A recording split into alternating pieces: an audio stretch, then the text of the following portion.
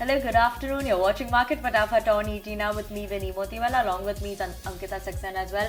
Ankita, very good afternoon to you. Happy Friday coming in even on the D Street. Because today the Nifty is holding on to gains of almost 1%. Was a bit higher in trade though. Now settled in around that 1% mark. We are seeing mid and small cap also holding on to gains of almost 1% as well.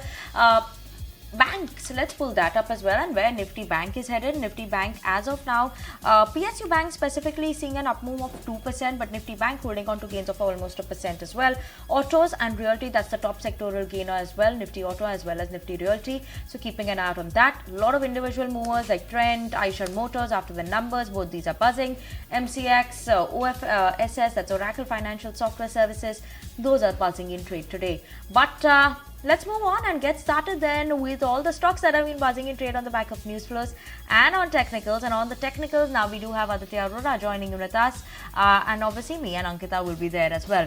Aditya, good afternoon. Thank you so much for joining in with us. The first stock that you've picked out for us is Metro Brands.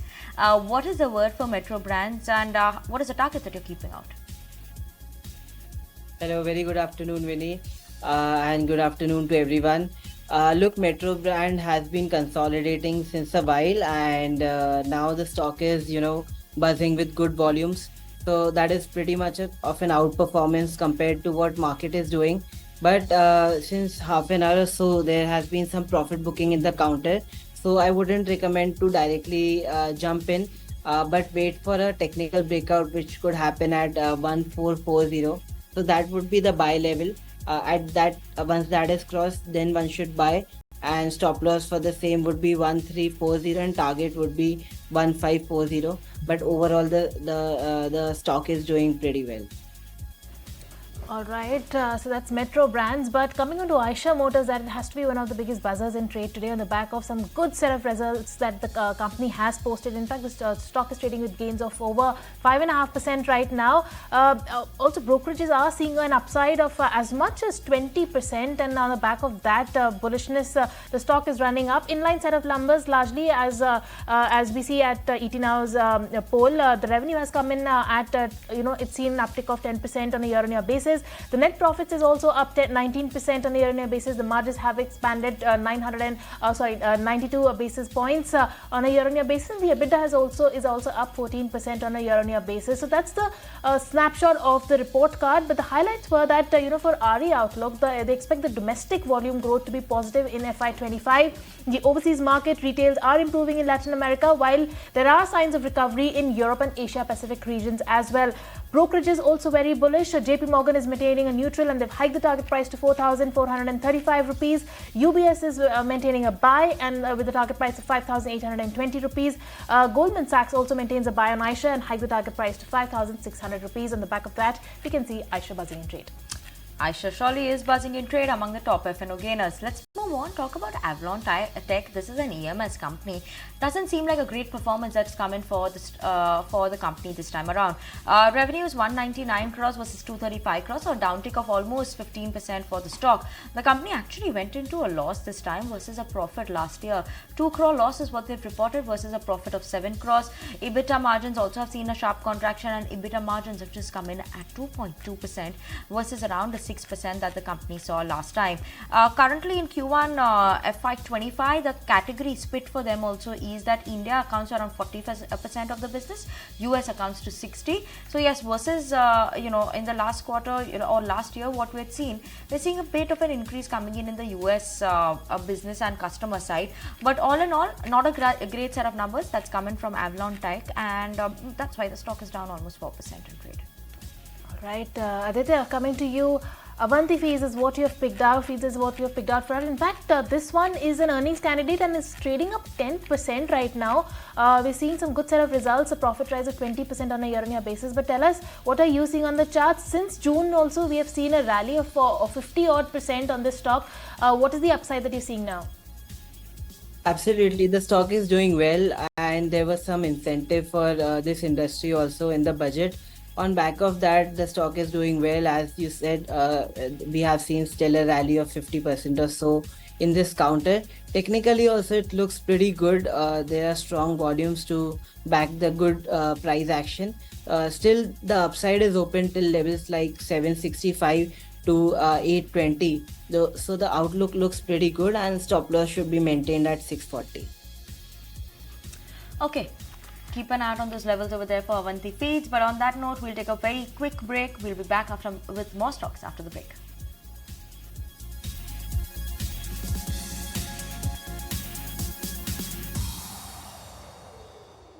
Welcome back. You're tuning into Market Fatafat, where we are taking you through all the stocks that are buzzing in trade. Aditya, coming to you. Then Godfrey Phillips is what you've picked out for us. Another counter that is buzzing in trade today, up more than 6.5%. Last 6 months also stellar gains, 85 odd percent gains. What is the upside do you see on this stock now? Pardon, could you repeat the name? Aditya, Godfrey Phillips is what you've picked out for us? Correct. So Godfrey Philip has been doing well today in trade and is outperforming the market. And we have seen consolidation in this counter since a while. Now the stock is ready for a breakout, and I still see scope of about 5% of upside in this counter. Surely, keeping an eye out on Godfrey Phillips and the levels over there. But let's move on, and Polymatech Electronics, that's what we're keeping an eye out on in terms of what is the company's strategy, what are we watching out for.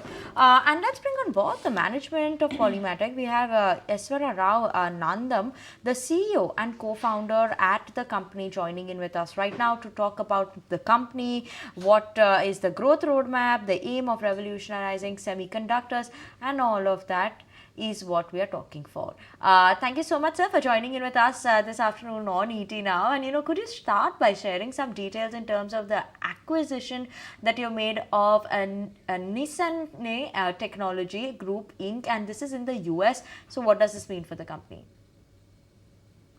The Nissan, it's a Nissan Technology Group, and it is more than 50 years existing company, and they are in the semiconductor industry. It is the second generation which is retiring now.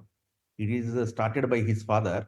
Alan is the current CEO, means when we were acquiring, and it started by his father Werner, who is a German. And they have several verticals within this group, making the semiconductor chips. You know that it is California is the epicenter of silicon wafers and the ICs manufacturing way back in 1980s and 70s. So this company is also in the same place, and they have started manufacturing silicon chips, and they have graduated slowly. Even today, means by the time we have acquired, they are manufacturing machines also to test the ICs and the chips. Okay, what is inside the chip? That also can be done. So they have several verticals: silicon carbide, and other chips and testing equipment. Everything put together. They have different verticals. That is why it is a group. Right. Mr. Rao, tell us what exactly does Nissan Technology Group Inc. specialize in, and what are the main contributions to the semiconductor industry? So they manufacture all silicon wafers, and they supply, and they do the equipment for testing the silicon carbide based integrated circuits. Right. So, if you could tell us that what are the key strategic benefits and innovations you anticipate from combining with Nissan as well as Polymatech's technologies, what is the key benefit and strategy here? The Polymatech is in opto semiconductors. Basically, our technology is based on sapphire. So I will give you a small brief of the semiconductor chips. Semiconductor chips everybody knows and understands, but semiconductors are built on a particular material that we call as substrate. So this substrate has to have a strength, and also it should dissipate the heat very fast so that the transmission of the data will be faster. So that is the main thing. So the semiconductors are built on silicon, silicon wafer, sapphire, diamond, etc. substrates. Polymatech is expert in making semiconductors, building the semiconductors on the sapphire wafers. And the Nicene technology has expertise in silicon wafer substrates. So having Polymatech and merging Polymatech and Nicene technology, when it is becoming a group, we are having the technology of all three substrates, all three silicon carbide and sapphire based semiconductor chips. So I think probably having all three in one company, probably we are only company on this planet as of now. Mr. Rao, given that Polymatech may become the only company with a comprehensive multi-wafer semiconductor offering, how do you plan to leverage this unique position to gain a competitive edge in the market? See, the market is very competitive, that is there, but we are ahead of many people. We are point number one. What I have not informed you is we are not in the regular chips, which we call low value added chips. We are always concentrating on the high value added chips, and there are only handful of people who manufacture this. See. There are many companies you can find for doing an outsourced activities. There are many big companies, very big companies are there to do outsourced activity. But very few people, probably 5 or 6 companies in this world, does design.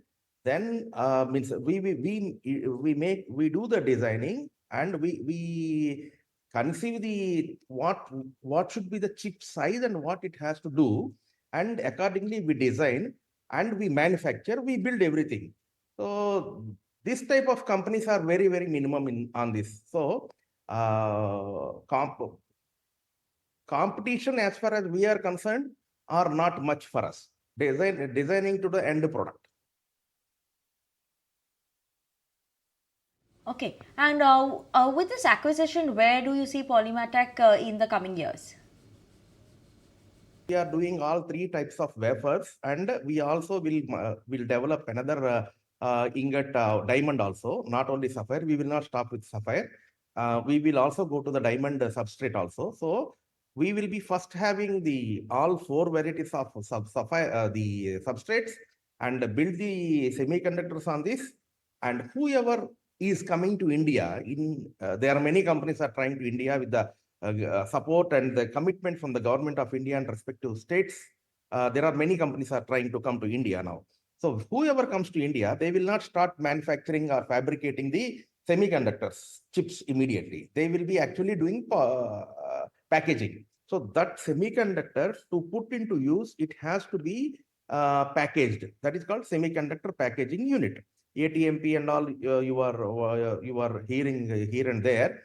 So whoever come to India, for them we will supply. Polymatech will supply, whether it is silicon, whether it is sapphire based, any chip, any bare die, we will supply. So that we will be as we are in the first company or prime mover, whatever we say, we take this advantage and supply to any company come to India. So all companies who are coming to India, they probably will be the Polymatech's customer. All right, Mr. Rao, thank you so much for joining us and giving us the roadmap ahead for the company. Thank you so much for tuning in. Moving on then, let's get started with all the stocks that are in focus today. Cochin Shipyard, an earnings candidate, is in focus today. In fact, this multi-bagger was up 8% in the morning, has given up those gains, but currently is also trading up with gains of 3.3%. Good set of numbers coming in. In fact, it's seen a profit after tax of a 77% increase on a year-on-year basis. The revenue is also seeing an uptick of 62% on a year-on-year basis. The margins have also seen an expansion of 645 basis points, and EBITDA is also up 125% on a year-on-year basis. A good set of results coming in for Cochin Shipyard, trading with gains of over 3% right now. Absolutely. Let's move on. We do have Grasim's number as well, but we'll wait out for more details on that. But before that, Jubilant Ingrevia. Aditya, that's what you have picked out for us. What is the target price on this one? Sure, chemical sector is doing well since a while, and I think the only hiding space apart from FMCG and pharma. So this could have more legs of rally, and seems bullish at 692. Stop loss is 620, and target is 750 to 770. Okay, keeping an eye on those levels over there for Jubilant Ingrevia, but Grasim Industries, that's come out with his number. We're seeing the revenues have seen a growth on a year-on-year basis of 10.5%. Margins have seen a contraction on the other hand, and the company's actually reported a loss versus a profit this time, though the stock is trading with gains of 2.5% as of now. Keep an eye out on more internals. But yes, that's Grasim Industries for y'all. But with that, we're absolutely out of time on this edition of Market Fatafat. Thank you so much, Aditya, for joining in with us. And it's a goodbye from Ankita, myself, as well as the team who put this show together.